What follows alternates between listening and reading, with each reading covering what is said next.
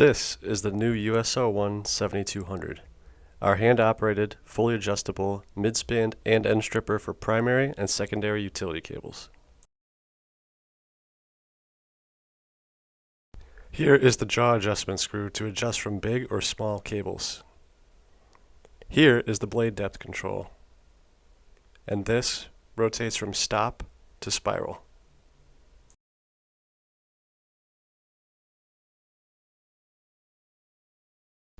Firstly, tighten the US01 until you feel slight resistance.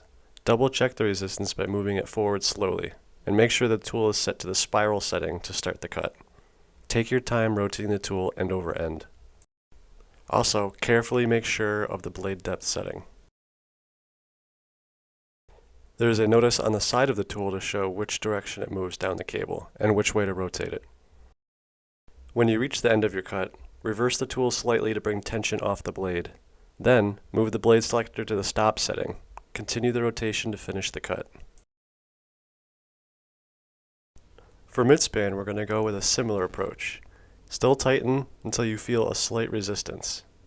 This time, we're going to start on the stop setting. With this, it helps to have the blade preset, as though not to damage the conductor.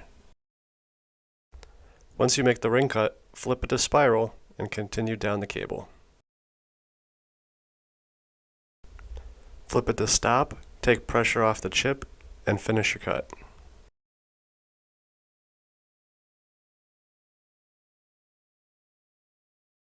Along with overhead, the US01 works with underground and using a QC2 as a stop if you wish.